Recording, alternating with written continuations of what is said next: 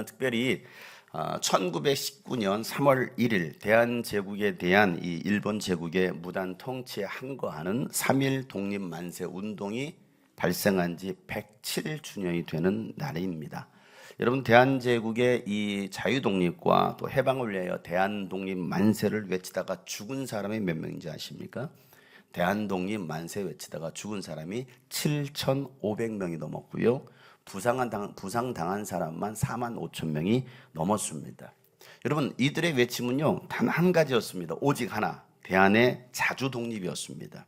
그날을 소망하면서 외치다가 조국 해방을 보지도 못하고 많은 사람들이 죽어갔습니다. 여러분, 대한의 이 자주독립을 위해서 희생당한 이들의 이름을 우리가 몇 명이나 알고 있을까요? 몇 명이나 기억합니까? 기억나요? 기억나지 않을걸요? 거의 없습니다. 그러나 여러분, 조국 대한민국을 사랑하는 그들의 희생과 기도가 있었기 때문에 1945년 8월 15일 해방을 맞이했고 오늘의 대한민국이 있을 수 있었습니다. 세상은 무명의 사람들 때문에 역사가 이어지고 있습니다. 역사는요, 하나님의 시간 속에서 흐르고 있습니다. 일제강점기에 압제로부터의 이 해방과 자주독립을 위해서 목숨도 아까워하지 않고 외쳤던 열사들처럼 2000년 전 예수 부활을 증거하면서 죄와 저주로부터 해방과 구원을 외쳤던 제자들과 수많은 무명의 그리스도인들의 이 순교와 희생으로 구원이 오늘 우리에게까지 올 수 있었습니다. 여러분, 하나님은요, 모든 사람이 구원받기를 바라십니다. 바울은 디모데전서 2장 이렇게 말씀합니다. 하나님께서는 모든 사람이 다 구원을 얻고 진리를 알게 되기를 원합니다. 나같이 시작. 하나님은 한 분이시요 하나님과 사람 사이의 중보자도 한 분이시니 곧 사람이신 그리스도 예수이십니다. 그분은 모든 사람을 위해서 자기를 대승물로 내주셨습니다. 하나님께서 꼭 적절한 때에 그 증거를 주셨습니다. 아멘. 여러분, 예수님은요, 특정 일부의 사람을 위해서 죽으신 것이 아니라 모든 사람을 위하여 자신의 목숨을, 자신의 몸을 대성물로 주셨습니다. 그래서 어느 민족이나 누구든지 예수를 하나님의 아들 그리스도로 믿기만 하면 구원받습니다. 누구를 믿으면요? 예수 그리스도를 믿기만 하면 누구든지 어느 민족이든 다 구원받는다라는 겁니다. 그래서 예수님은 하나님과 사람 사이의 중보자이십니다. 교회 공동체는 이 하나님의 사랑을 세상에 드러내 보이는 것이고, 그리스도인들은요, 그 사랑으로 구원받을 영혼들과 만물을 사랑하는 사람들입니다. 하나님은 사랑이시기 때문입니다. 옆에서는 알려주겠습니다. 하나님은 사랑이십니다. 그리고 하나님은 사랑이시라는 겁니다. 하나님께서 하나님의 형상과 모양대로 인간을 지으신 목적은 하나님과 이 사랑의 관계를 갖기 위함이었습니다. 그러나 이 사탄의 유혹을 받은 인간은 하나님을 사랑하기보다는 사탄의 말에 권위를 둠으로써 하나님과의 이 언약 관계, 사랑의 관계를 깨뜨려 버렸습니다. 결국 한 사람, 이 아담의 범죄로 인하여 아담 안에 속해 있던 모든 인간이 하나님과 단절되었고 사망이 왕노릇하게 되었다는 겁니다. 여러분들이 태어나기 이전에 이미 여러분들은 아담 안에 있었습니다. 로마서 5장 12절에 바울은 이렇게 말하죠. 그러므로 한 사람 아담으로 말미암아 뭐가 들어왔어요? 죄가 세상에 들어왔고 또 그 죄로 말미암아 뭐가 들어왔어요? 죽음이 들어온 것처럼 모든 사람이 뭘 지었어요? 죄를 지었다는 겁니다. 그래서 죽음이 모든 사람에게 이르게 되었다. 죄가 사망이 왕노릇하게 되었다는 겁니다. 그러나 여러분, 하나님의 사랑은요, 범죄한 인간을 그냥 내버려 두신 것이 아니라 징계와 함께 구원의 길을 준비하셨습니다. 그 구원의 길이 뭐냐면 하나님 자신이 자녀들을 위해서, 자녀들을 대신해서 형벌을 받으시고 사망에서 생명으로 옮기시는 거예요. 누가요? 하나님 자신이, 하나님께서 스스로. 여러분, 자녀가 아프거나 다쳤을 때 부모의 마음은 어떨까요? 잘 됐다 그 자식.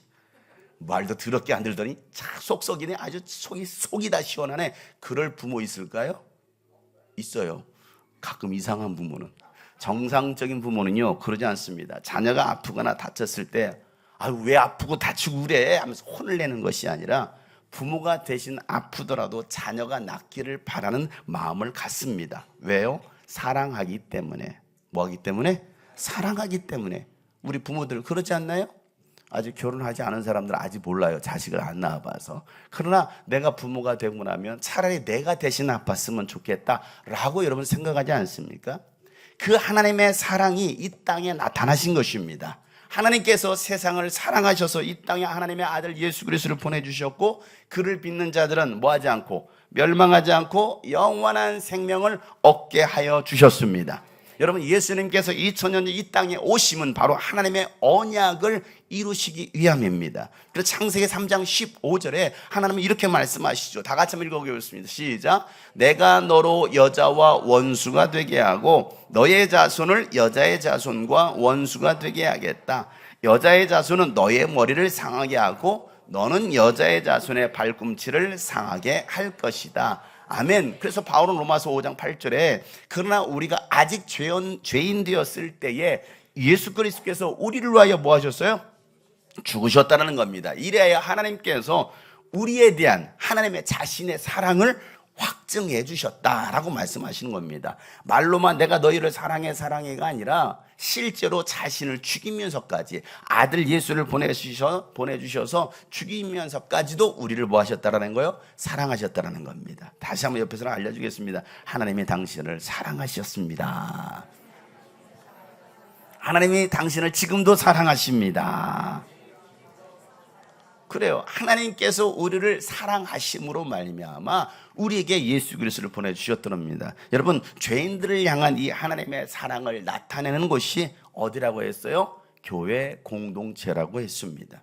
죄인들을 향한, 세상을 향한 하나님의 사랑을 나타내 보일 수 있는 곳이 바로 교회 공동체예요. 하나님의 사랑으로 구원받은 사람들이 모이는 교회 공동체, 에클레시아. 애가 크는 시간은 몇 시야? 4시야. 에클레시아, 이 에클레시아 공동체를 통해서 하나님의 뜻이 이루어지기를 바라시는 것입니다.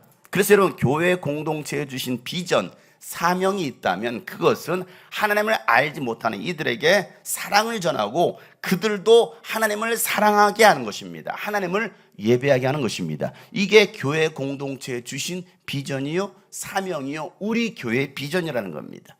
자, 비전이라는 단어를 많이 들어보셨을 것입니다. 비전이라는 게 뭡니까? 바라보는 겁니다. 따라서 이 비전은 바라보는 것입니다.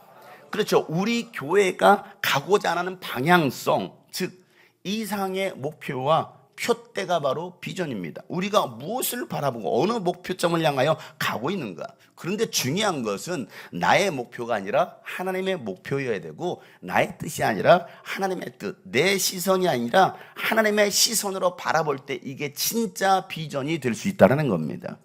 교회를 다니지 않는 사람들도 이 비전 선포, 비전을 많이 말합니다. 근데 도대체 뭐가 진짜 비전이냐? 저는요, 모태 신앙으로 자랐습니다. 모태 신앙으로 자라보다니까 여러분, 교회를 단 한 번도 저는 떠나본 적이 없었어요.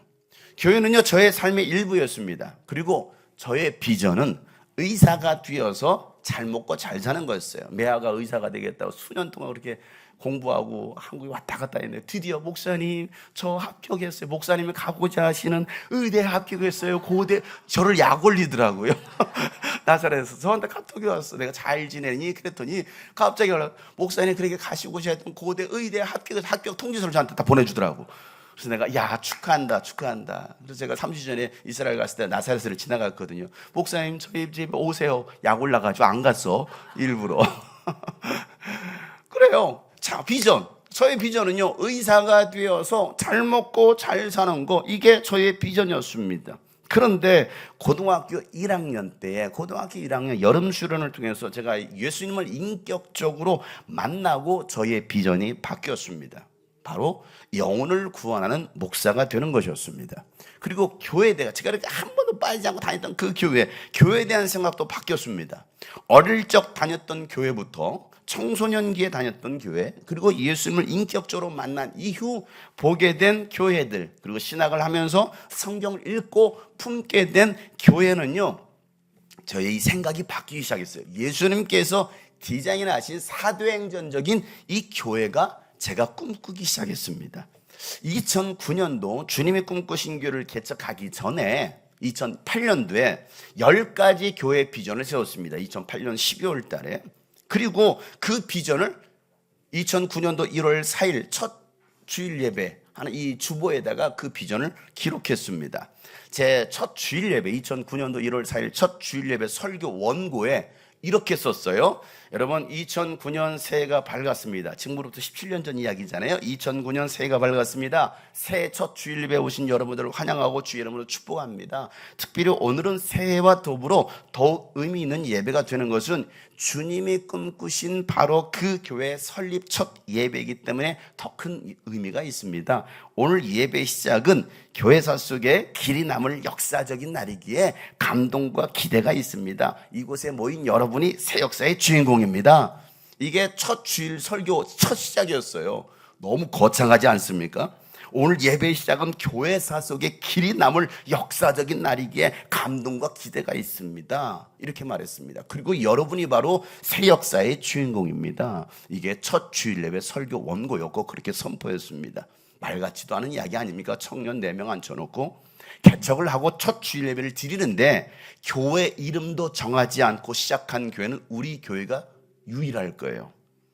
항상 교회를 시작할 때 교회 이름부터 정하고 하지 않아요. 그러나 저는 교회 이름도 정하지 않았습니다. 그리고 교회의 비전을 이렇게 나눴습니다. 주님이 꿈꾸신 바로 그 교회의 비전 1. 예수님이 주인 되신 교회 2. 하나님을 사랑하고 이웃을 사랑하는 교회 3. 예수 피로 맺은 하나님 나라의 가족 공동체 교회 4. 예수님의 3대 사역인 교육과 선교와 치유를 감당하는 교회 5. 주님 오심을 기다리며 복음으로 민족과 세계 열방을 붓는 교회 6. 건물 중심이 아닌 사람 중심의 교회 7. 다음 세대를 지도자로 세우는 교회 8. 목회자와 사역자가 먼저 섬기는 교회 9. 집사를 세우지 않고 모든 성도가 사역하는 교회 10. 성령님이 역사하시는 교회.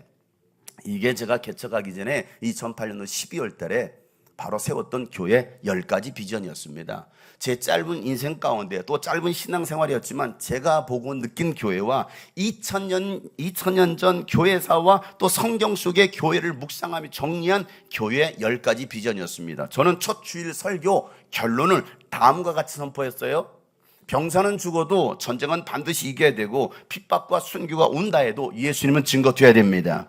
이것이 우리의 사명이고 오늘 세워진 주님이 꿈꾸신 바로 이 교회의 비전이기도 합니다. 이 비전이 속히 성취되기를 소원합니다. 우리 모두가 예수로 시작하는 한 해가 됩시다. 예수로 기적을 일으키는 한 해가 됩시다. 여러분 이게 2009년도 1월 4일 첫 주일 예배 마지막 선포했던 내용이었습니다. 여러분 이 말씀을 선포한 지 17년 하고도 2달이 흘렀습니다. 저와 우리 성도들은요 이 비전을 이루려고 오늘까지 몸부림쳐 왔고 쓰러지고 넘어져도 다시 일어나서 그 길을 걸어가고 있습니다. 다 하나님의 은혜입니다. 그리고 지금까지 함께한 여러분이 있었기 때문에 행복한 길을 걸어가고 있습니다. 여러분 서로에게 사랑과 축복과 격려의 박수 한번 쳐드리도록 하겠습니다. 바로 하나님과 여러분 때문에 여러분 오늘 2026년 3월 1일 3.1절을 기념하며 또 기억하는 이 날 우린 다시 한번 하나님의 비전 주영한 주님이 꿈꾸신 교회의 비전을 돌아보고자 합니다. 자, 1세기 예수님 부활 승천하고 사도들이 교회를 세웠던 1세기 초기 기독교회를 초대교회라고 말합니다. 자, 그런데 유대교와 로마의 핍박 속에서도요 초대교회는요 세계 복음화의 꽃을 피웁니다. 예수님의 지상 대명령을 완수하기 위해서 사도들과 또 기독교인들은요 세계로 흩어져서 복음을 전하며 교회를 세웁니다. 교회를 향한 핍박은요 부흥의 불을 꺼뜨리는 것이 아니라 핍박하면 핍박할수록 참 신기하게 더 활활 타오르기 시작했어요. 지상에서 예배할 수 없었던 그들은요 기독교인들은요 그 핍박을 피해서 카타콤 지하 세계에서 약 250년간 신앙생활을 지켜갑니다. 몇 년이요? 250년 동안 지하 카타콤 무덤에서. 그러다가 313년 로마 황제 콘스탄티누스 대제가 기독교를 국교로 하는 밀라노 칙령을 발표합니다. 그러자 지하에 있던 교회가 지상으로 올라와 폭발적인 교회 부흥을 일으킵니다.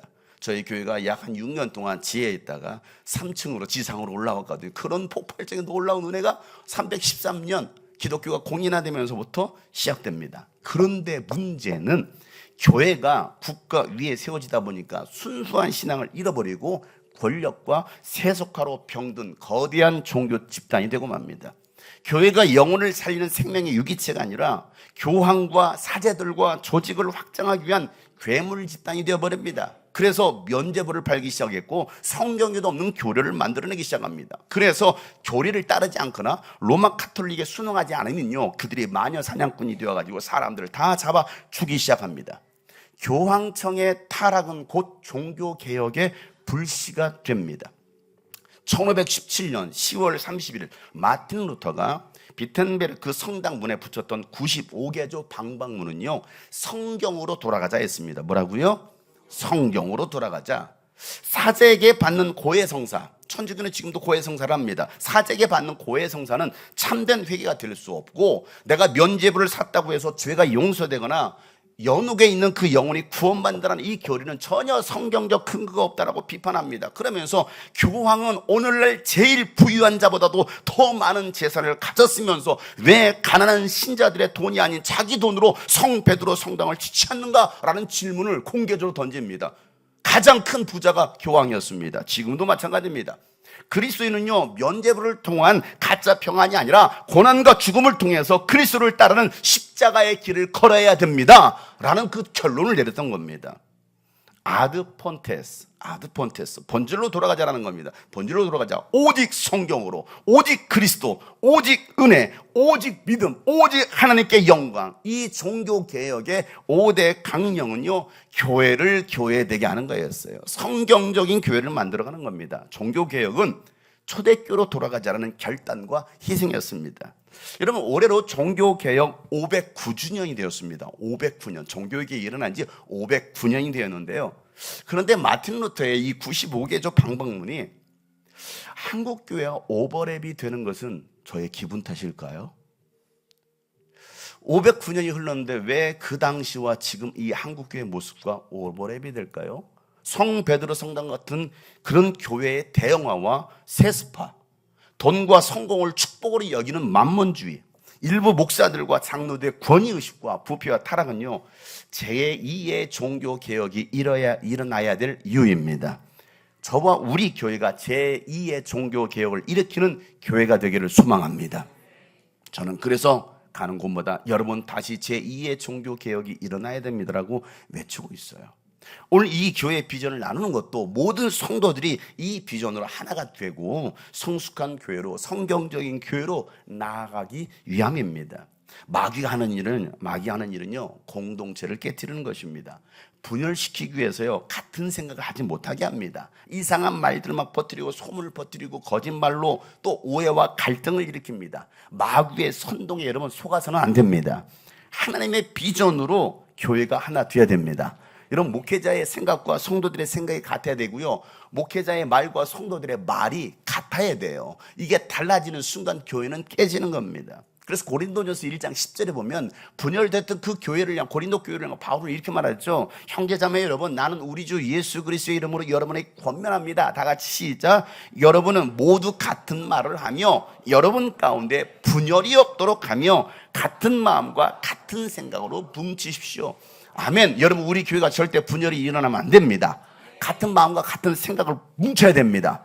빌립보서 2장 2절에도 여러분은 같은 생각을 품고 같은 사랑을 가지고 뜻을 합하여 한 마음이 되어서 나에게 기쁨이 되게 해주십시오라고 바울은 또 이 빌립보 교회 성도들에게 권면하고 있어요. 같은 생각, 같은 말, 같은 사랑을 가질 때에 여러분 열매가 맺혀집니다.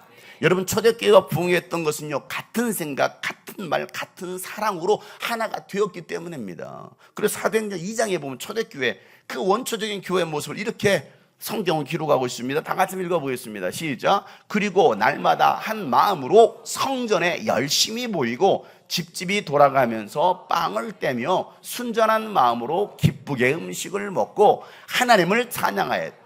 그래서 그들은 모든 사람에게 호감을 샀다. 주님께서는 구원받는 사람을 날마다 더하여. 아멘. 이런 교회가 우리 교회가 되기를 소망합니다. 비호감 교회가 아니라 호감 교회, 비호감 기독교인이 아니라 호감 기독교인이 되기를 축복합니다. 옆에 사람 보면 당신을 보니까 호감이 생기네요. 비호감이에요, 호감이에요? 호감이죠? 오늘 다들 감을 사오세요. 교회가 이런 교회가 된다는 거예요. 여러분, 열매 없는 신앙은요, 죽은 신앙이에요. 예수님 안에 붙어 있으면요, 반드시 열매를 맺게 되어 있습니다. 예수님 요한복음 15장 5절에 보면 나는 포도나무요, 너희는 가지다. 사람이 내 안에 머물러 있기만 하면, 내가 또 그 안에 머물러 있으면 그들은 뭘 맺어요? 많은 열매를 맺는다라고 말하고 있습니다. 그러니 너희는 나를 떠나서는 아무것도 할 수 없는 자들, 그들이 바로 예수 믿는 사람들입니다. 그래서 열매를 보면 그 나무를 알 수 있다는 거예요. 이 열매를 보면 사과나무인지 배나무인지 감나무인지 포도나무인지 올리브나무인지 알 수 있잖아요. 또 이 열매를 보면 이 나무가 좋은 나무인지 안 좋은 나무인지를 알 수 있잖아요. 그러니까 뭐가 좋아야 돼요? 나무가 줘야 되는 거예요. 나쁜 나무는요, 좋은 열매를 맺을 수가 없습니다. 좋은 나무가 또 나쁜 열매를 맺을 수 없듯이 내가 좋은 나무가 되면 반드시 좋은 열매를 맺고 좋은 교회이면 풍성한 열매를 맺게 되어 있습니다. 그래서 우리 교회가 어떤 교회가 되자고요? 좋은 교회가 되자라는 거예요. 오늘부로 교회 이름을 바꿀까요? 좋은 교회로. 좋은 교회가 돼야 되죠. 좋은 교회. 그래서 누가복음 6장에 보면 예수님 말씀하시죠. 좋은 나무가 나쁜 열매를 맺을 수 없고 또 나쁜 나무가 좋은 열매를 맺지 못한다. 나무는 각각 그 열매를 보면 알 수 있다는 것이. 다 같이 시작. 가시나무에서 무화과를 거두어들이지 못하고 가시덤불에서 포도를 따지 못한다. 아멘. 맞아요. 그 나무의 열매가 맺혀지죠. 좋은 열매를 많이 맺기 위해서 예수님의 비전이, 이 주님이 꿈꾸신 교회 5가지 비전을 우리가 다시 마음에 새기자는 겁니다. 그 첫 번째 비전이 하나님을 사랑하고 이웃을 사랑하는 교회입니다. 다 같이 시작. 하나님을 사랑하고 이웃을 사랑하는 교회. 오늘 본문에 율법학자는요, 예수님을 시험하기 위하여 예수님, 율법에서 어느 계명이 가장 중요합니까? 라고 질문합니다. 여러분, 율법에서 중요하지 않은 계명이 있어요? 없어요. 모든 계명이 다 중요합니다. 그런데 예수님을 걸려 넘어뜨리려고 했던 그 질문에 예수님은요, 명확하게 답변하십니다. 오늘 37절 40절이죠. 다 같이 읽어보겠습니다. 시작. 예수께서 그에게 말씀하셨다. 네 마음을 다하고 네 목숨을 다하고 네 뜻을 다하여 주 너의 하나님을 사랑하라 하였으니 이것이 가장 중요하고 으뜸 가는 계명이다. 둘째 계명도 이것과 같은데 네 이웃을 내 몸과 같이 사랑하여라 한 것이다. 이 두 계명에 온 율법과 예언서의 본 뜻이 달려 있다. 아멘. 가장 중요한 10계명도 있지만 그들은 600개가 넘는 율법 조항들을 만들어서 그들을 막 지키고 있었단 말이에요. 그러니까 하나라도 어기면 그들은 안 되는 거예요. 죄인이죠. 그러니 어떤 계명이 가장 중요합니까? 뭘 가장 중요해? 그런데 예수님 명확하게 말씀하시죠. 첫째 되는 계명은 말이야, 하나님을 사랑하는 거야. 그리고 또 둘째 되는 계명은 이와 같이 이웃을 사랑하는 거야 라고 말씀하시죠. 자, 하나님을 사랑하되 어떻게 사랑하는 거예요? 마음을 다하고 목숨을 다하고 뜻을 다하여 사랑하라. 이것은요, 예수님께서 신명기 6장의 말씀을 인용하신 겁니다. 쉐마 이스라엘, 들으라 이스라엘. 신명기 6장 5절에 이렇게 말씀합니다. 다 같이 시작. 당신들은 마음을 다하고 뜻을 다하고 힘을 다하여 주 당신들의 하나님을, 아멘. 마음과 뜻과 목숨을 힘을 다하라는 것은요, 전인격적으로 하나님을 사랑하라는 거예요. 여러분, 하나님께 마음을 들이지 않는데 여러분 어떻게 뜻을 다하고 목숨을 다할 수 있습니까? 여러분, 마음이 없는데, 마음이 안 가는데 몸이 갑니까? 아니에요. 마음이 가야 몸도 가는 것이죠. 사랑하는 마음이 없는데 여러분, 결혼한 사람 어떨 것 같아요? 이 남자를 내가 전혀 사랑하지 않아, 이 여자를 전혀 사랑하지 않아. 근데 결혼을 했어. 뭐 보고 결혼했을까요? 돈 보고 결혼했을까요? 인물을 보고 결혼했을까요? 근데 사랑하는 마음은 전혀 없어. 자, 그 결혼 생활이 행복할까요? 행복하지 않을걸요? 여러분, 사랑함에 있어서 가장 중요한 것이 뭐예요? 마음이에요, 마음. 그래서 마음이 멀어지면 관계도 멀어지고 관계도 깨지는 겁니다. 여러분, 이스라엘 백성들의 문제가 뭐였습니까? 종교 의식은 있었지만 뭐가 없어요? 마음이 없었던 겁니다. 예수님은요, 이사야 선지자를 통해서 하셨던 그 말씀을 가지고서 율법학자들과 바리새파 사람들을 책망하시기를, 이사야 선지자는 29장에 이렇게 예언합니다. 주님께서 말씀하시기를, 이 백성이 입으로는 나를 가까이 하고 입술로는 나를 영화롭게 한다지만 그 마음은 나를 멀리하고 있다는 겁니다. 그들이 나를 경외한다는 말은 다만 뭐하고 있어요? 들은 말을 흉내내는 거예요. 하나님 사랑합니다. 하나님 사랑 흉내내고 있습니다. 이런 마음이 없는 예배는요, 헛된 예배라는 것을 예수님께서 말씀하십니다. 사랑함이 없는 예배 의식이라는 것이죠. 여러분 주일이라고 교회 와서 앉아 있는데 하나님을 사랑하는 마음이 없는 사람 말씀이 들릴까요? 졸려요. 안 들립니다. 저 밖에 소리가 더 크게 들릴지도 몰라요. 왜? 관심이 밖에 있는 거야. 이 안에 있지 하나님의 음성이 있지 않습니다. 여러분 물질과 시간과 몸으로 헌신하겠습니까? 마음이 없는데 하나님께서 원하시는 것은 마음의 예배 중심입니다. 여러분 마음이 있을 때 몸을 드릴 수가 있는 거예요. 바울은요 몸과 마음을 하나님께서 기뻐하실 만한 산 제물로 드려라 라고 권면합니다. 로마서 12장 1절 2절 우리가 잘 아는 말씀 아닙니까? 다 같이 한번 읽어보겠습니다. 시작. 형제 자매 여러분, 그러므로 나는 하나님의 자비하심을 힘입어 여러분에게 구원합니다. 여러분의 몸을 하나님께서 기뻐하실 거룩한 산 제물로 드리십시오. 이것이 여러분이 드릴 합당한 예배입니다. 여러분은 이 시대에 풍조를 본받지 말고 마음을 새롭게 함으로 변화를 받아서 하나님의 선하시고 기뻐하시고 완전하신 뜻이 무엇인지를 분별하라고 하십시오. 아멘. 여러분 하나님께서 하나님이 어떤 분이신지를 알면 우리는 하나님을 사랑할 수 있습니다. 이 사람이 누군지를 알면 내가 사랑할 수 있듯이 하나님을 알아야 되는 것이죠. 하나님과의 인격적인 만남이 있으면 사랑합니다. 하나님의 사랑을 경험한 사람은요 진정한 예배를 드릴 수가 있어요. 진정한 예배. 왜? 하나님을 사랑하기 때문에. 예수님은요 산상수훈으로 제일 먼저 하셨던 말씀이 마음이 가난한 사람이 뭐가 있다? 복이 있다라고 말씀하십니다. 마음이 가난한 사람이 복이 있어 라고 말씀하셔요. 마음이 가난해서 하나님을 찾는 사람들은 천국을 소유할 것이다 라고 말씀하시는 거예요. 왜 예수님은 제일 첫 번째 산상수훈 말씀으로 이 마음을 이야기할까요? 너희들은 마음이 없잖아. 마음을 좀 가져봐. 마음을 비워봐. 세상 것들 다 비우고 그 안에 가난한 심령이 돼서 하나님을 좀 찾아봐 라고 말씀하시는 거예요. 여러분 구약의 마지막 예언자였던 이 말라기 예언자를 통해서 심판의 날이 오기 전에 하나님은 엘리야를 보낼 것이고 그 엘리야가 와서 자녀들의 마음을 아버지께로 돌리고 아버지의 마음도 자녀에게로 돌이킬 것이다 라고 마지막 예언하고 이 말라기가 끝납니다. 말라기야 4장 6절 마지막 절에 다 같이 읽어보겠습니다. 시작. 그가 아버지의 마음을 자녀에게 돌이키고 자녀의 마음을 아버지에게로 돌이킬 것이다. 돌이키지 아니하면 내가 가서 아멘. 이게 말라기의 마지막 예언이었습니다. 이게 구약성의 마지막이에요. 마지막 내용. 마지막에 뭘 다루고 있습니까? 마음을 다루고 있어요. 마음. 여러분 마음을 돌이키라는 것입니다. 세상에 빼앗긴 마음을 하나님께로 향하라는 것입니다. 여러분 어디에서 무엇 때문에 떨어졌는지 생각하고 처음 사랑을 찾으라는 거예요. 회개하지 않으면 촛대를 옮기시겠다고, 이 촛대를 옮기시겠다고 하나님은요 경고합니다. 어디에서요? 마지막 요한계시록에서. 마지막 성경이 신약성경 요한계시록에서 2장에 보면 그러나 내가 너희를 나무랄 것이 있는데 그것은 내가 처음 사랑을 버렸다라는 겁니다. 처음 사랑, 처음 마음. 그러므로 내가 어디에서 떨어졌는지를 뭐하고 생각해내서 빨리 생각해보세요. 생각해내라는 거예요. 생각해내서 뭐하고 회개하라는 겁니다. 그리고 처음에 하던 그 일들을 하라는 것이죠. 처음 사랑. 내가 그렇게 하지 않는다면, 회개하지 않는다면 내가 너희들 가운데 찾아가서 이 촛대를 옮기겠다라고 말씀하시는 거예요. 여러분 돈의 마음을 빼앗겨서 하나님을 사랑하지 못하고 쾌락과 문화의 마음을 빼앗겨서 하나님께 마음을 들이지 못하고 또 사람 인간들에게 마음을 빼앗겨서 하나님을 사랑하지 못한다면 이 모든 것들이 우상이라는 거예요. 우상 숭배라는 것이죠. 하나님은요 하나님을 사랑하는 슬기로운 신앙생활을 알려주셨는데 그게 바로 십계명입니다. 너 이렇게 좀 해봐. 십계명을 주셨습니다. 하나님만이 유일한 창조주이시니 야 다른 신들을 섬기지 마. 그리고 그 어떤 것들로도 우상을 만들지 말고 하나님의 이름을 함부로 대하지 마. 그리고 안식일을 기억하여 그날을 거룩하게 지켜라 라고 말씀하십니다. 여러분 하나님을 사랑하기 때문에 우리를 주일을 기억하면서 거룩하게 지키는 겁니다. 여러분 이 주일은요 나의 날이 아니라 나를 위한 날이 아니라 주님의 날입니다. 그 날을 거룩하게 지키는 자들이 하나님은 복을 주시겠다고 말씀하시는 거예요. 그 약속은요 반드시 이루어집니다.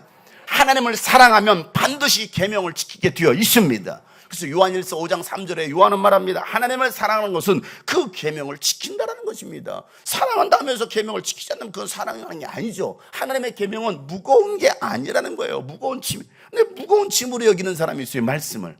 예수님도 요한복음 14장 15절에 너희가 나를 사랑한다면 내 계명을 뭐 할 거라는 거예요? 지킬 것이다라고 말씀하시는 거예요. 여러분, 하나님 사랑하십니까? 예수님 사랑하십니까? 그럼 우리가 할 일이 뭐예요? 그 계명을 지키는 거예요. 사랑해, 사랑해, 자기야 나랑 약속하자 했으면 뭐합니까? 사랑하면 그 약속을 지키죠. 사랑하는 마음이 식어지니까 그 약속을 자꾸 어기는 거 아닙니까? 그러니까 깨지는 거예요. 관계가 깨지는 거예요. 여러분, 남녀가 연애하면요, 자매가 형제에게 꼭 묻는 것이 있습니다. 오빵, 제일 먼저 뭘 물어본지 아십니까? 오빠, 난 돈 좀 줄 수 있어? 이게 아니라 뭐예요? 그 사기꾼이죠. 나 사랑해? 이거야. 오빠, 나 사랑해? 문미경 자매님 그러셨죠? 오빠, 나 사랑해? 그 말에 우리 요한 씨가 넘어간 거예요. 오빠, 나 사랑해? 그렇죠? 제일 먼저. 자, 결혼한 다음에도요, 자매들은 묻습니다. 돈 있어?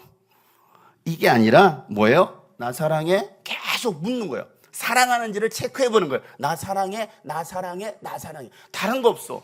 돈 좀 있어? 이게 아니에요. 이건 다 사기꾼들이에요. 그러니까 나 사랑해, 사랑해, 사랑해. 왜 그걸 자꾸 물어볼까요? 여러분, 자녀들한테, 아이들, 내가 키우는 자녀들한테 제일 먼저 하는 게 뭡니까? 사랑해, 사랑해, 사랑해. 자꾸 합니다. 사랑해, 사랑해, 사랑해. 그리고 꼭 물으면 엄마가 더 좋아, 아빠가 더 좋아? 꼭 그거 물어봐요. 사랑해요. 관계입니다. 관계예요. 하나님도요, 오늘 우리에게 묻습니다. 너 헌금 얼마 할래? 이거 물어보실까요? 아니에요. 우리에게 물어보는 건요, 너 나를 사랑하느냐? 이거 물어보시는 거예요. 너 얼마나 많은 재물을 가지고 있니? 너 세상에 얼마나 권력, 부경화를 누리고 있어? 야, 그것 좀 나 좀 줄래? 라고 묻지 않으시고요, 너 나 사랑해? 요거 물어보시는 거예요. 요한복음 21장 부활하신 예수님께서 베드로에게 하셨던 질문 여러분 아시죠? 그들이 아침을 먹은 뒤에 예수께서 시몬 베드로에게 물으셨다. 요한의 아들 시몬아, 네가 이 사람들보다도 나를 더 사랑하느냐? 베드로가 대답하죠. 다 같이 시작. 주님, 그렇습니다. 내가 주님을 사랑하는 줄을 주님께서 아십니다. 예수께서 그에게 말씀하셨다. 내 어린 양떼를 먹여라. 아멘. 여러분, 이 예수님의 질문을 다시 한번 잘 들어봐야 됩니다. 예수님의 질문은요, 이 사람들보다도 나를 더 사랑하느냐 이거였어요. 그냥 너 나 사랑해? 이게 아니고 이 사람들보다도 나를 더 사랑하느냐, 이게 첫 번째 질문이었습니다. 그러니까 예수님을 사랑하는 것이 다른 것들로 대체되어서는 안 된다는 거예요. 이 사람들보다도, 이것들보다 너 나를 더 사랑해? 라고 말씀하시는 것이죠. 예수님보다 더 사랑했던 것이 있다고 한다면 우리는 다 내려놔야 됩니다. 그리고 마음을 다하고 뜻을 다하고 목숨을 다해 사랑해야 됩니다. 왜요? 하나님이 먼저 우리를 사랑하셨기 때문에. 그래서 하나님을 사랑하라 라고 말씀하시는 거예요. 둘째 계명도 이것과 같은데, 여기서 이것과 같다라는 말은 첫째 계명과 똑같다라는 거예요. 첫째가 있고 1등, 2등이 아니라 똑같다는 것입니다. 첫째 되는 계명과 같이, 야, 네 이웃을 네 몸처럼 사랑해라고 말씀하시는 것이죠. 다시 말해서 하나님을 사랑하는 것과 이웃을 사랑하는 것은 같다. 여러분, 하나님도 죄인을 사랑하시고 용서하셨는데 우리가 뭐라고 여러분 사랑하지 못하고 여러분 용서할 수 없습니까? 생각해 보세요. 죄인도 사랑하시고 우리도 사랑하신 하나님이신데 우리가 왜 용서하지 못하고 사랑하지 못합니까?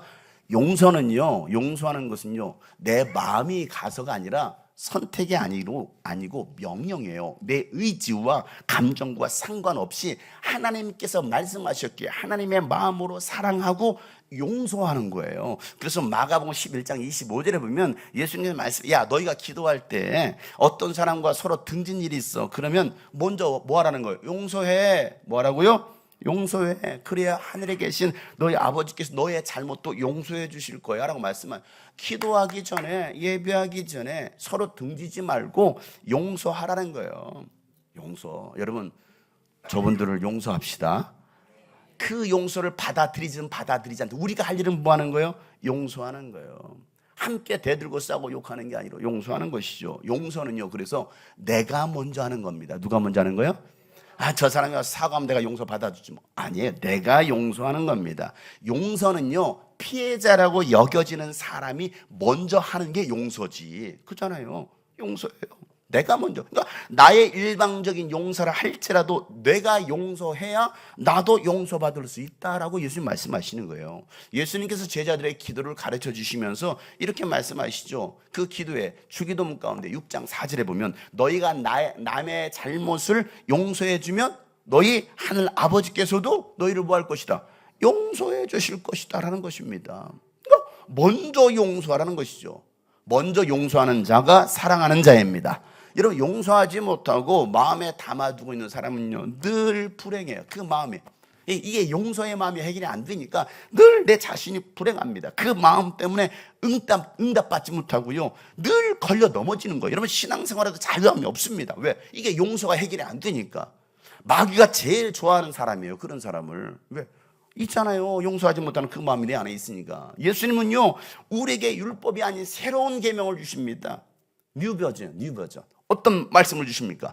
요한복음 13장에 보면 이제 나는 너희에게 새로운 계명을 준다. 다 같이 시작. 서로 사랑하여라. 내가 너희를 사랑한 것 같이 너희도 서로 사랑하여라. 너희가 서로 사랑하면 모든 사람이 그것으로써 너희가 내 제자인 줄을 알게 될 것이다. 아멘. 여러분, 교회에서 서로 사랑하시길 바랍니다. 곁눈질하고 막 흘기, 이게 아니라 서로 사랑. 옆에 사람 다시 보면서 사랑해요. 한번 해요. 더 많이 사랑할게요. 손도 잡아줘요. 사랑해요. 빨리요. 왜 다들 이렇게 써먹써먹해 사랑하니까. 그럼 이렇게 다시 마쿠사기, 저를 용서해 주세요. 더 사랑하지 못한 거 용서해 주세요. 여러분, 서로 사랑하는 거예요. 서로 사랑할 때 주님도 우리를 사랑해 주시는 것입니다. 그들이 예수님의 제자이다라고 말씀하시는 거예요. 하나님을 사랑하고 이웃을 사랑하는 교회가 건강한 교회입니다. 이웃을 사랑하는 것은요, 육신의 구제가 아니에요. 가서 불쌍한 사람 먹을 거 주고 밥 한 끼 줘라, 밥 퍼줘, 이게 아니고 영혼에 대한 애통함과 영혼 구원에 대한 긍휼의 마음을 먼저 가지는 겁니다. 그 다음이 밥도 퍼주고 뭣도 하는 것이죠. 예수님을 알지 못하는 이들에게 복음을 전하고 그 영혼을 구원하는 사람이 이웃을 사랑하는 사람입니다. 예수님은요, 그 일을 위해서 이 땅에 오신 거예요. 사랑하는 성도 여러분, 예수님의 이 말씀처럼 여러분, 마음을 다하고 목숨을 다하고 뜻을 다하여 하나님을 사랑합시다. 그리고 여러분, 이웃을 예수님처럼 사랑합시다. 이 비전, 이 첫 번째 비전을 이룰 때 하나님께서 우리에게 구원받을 많은 영혼들을 붙여 주실 것입니다. 이제 새학기가 시작되었습니다. 여러분, 새학기가 시작되었는데 이곳에 있는 어린이들, 청소년들, 청년들이 이곳에 많이 와서 함께 하나님을 예배할 날을 소망합니다. 또 캠퍼스에서도 고려대로 보낸 이유가 있어. 고려대는 많은 영혼들, 유학생들을 주님께로 인도하라고. 네, 아멘? 역시 아멘도 잘해요. 그래요. 여러분들을 직장으로 보낸 이유가 있습니다. 바로 영혼을 구원하라는 것입니다. 여러분, 그런 3월 한 달 되기를 소망합니다. 비전이라는 단어가 말했습니다. 비전. 따라서 그래, 비전. 이 비전이라는 단어를 두 단어로 나눈다면 비지와 온입니다. 비지와 온. 이 비지라는 단어는요, 인도네시아와 말레이시아로 비전입니다. 이 비지가 그냥 인도네시아, 말레이시아로 그냥 비전인 거예요. 그들은 비지라고 말합니다.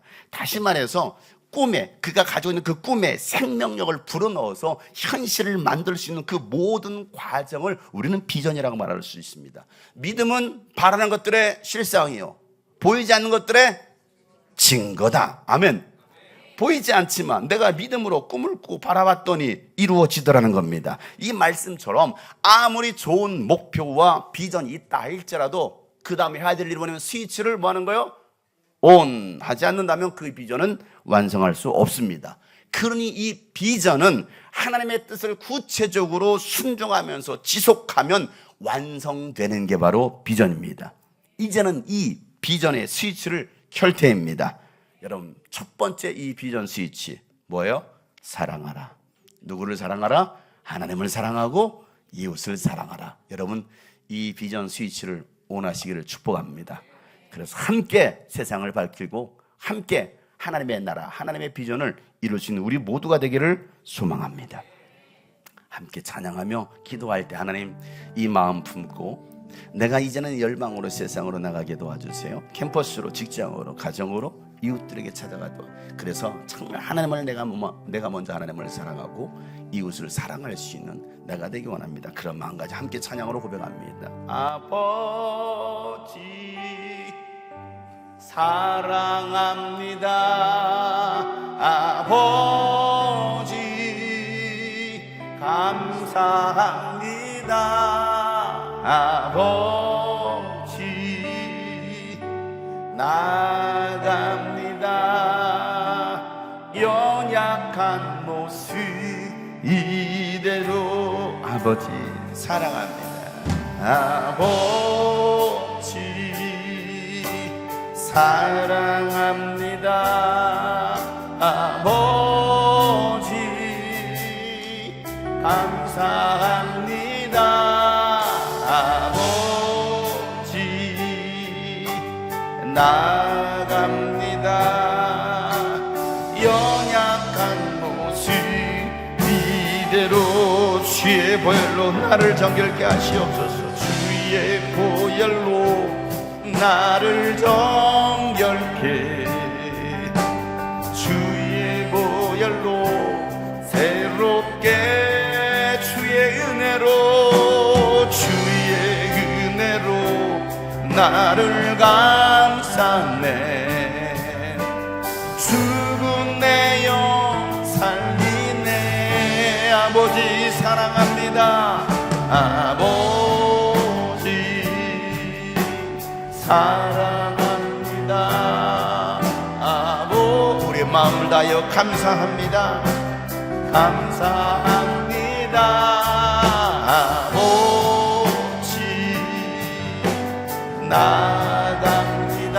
연약한 모습, 연약한 모습 우리 가슴에 두 손 얹고 주의 보혈로 나를 정결케, 주의 보혈로 나를 정결케, 주의 보혈로 나를 새롭게 하여 주옵소서. 주의 은혜로 나를 감싸주시고, 주의 은혜로 나를 감싸, 죽은 나의 영을, 죽은 내 영 살리, 쓰러진 나를 일으키시소. 쓰러진 나를 일으키시사, 주의 길 걷게, 주의 길 걷게 하시네. 주의 성령이여, 주의 성령이 나를 이 주의 나라 세웁니다. 주의 나라 다시 한번 쓰러진 나를 이렇게 세워주시옵소서. 쓰러진 나를 일으키시사, 주의 길 걷게 하시네. 주님의 성령이여, 오늘도 우리 교회를 이끌고 나를, 주님 우리 교회를 통하여 나를 통하여 주님의 나라가 세워지게 하여 주시옵소서라고 우리 다같이 1분간만 주님 앞에 기도하며 나가겠습니다. 하나님 아버지, 우리 교회를 통하여 하나님의 비전이 이루어지게 도와주시고, 우리 성도들 쓰러진 나를 일으키시사, 주의 길 걷게 하시네. 주의 성령이여, 주의 성령이 나를 이끌, 주의 나라 세우네.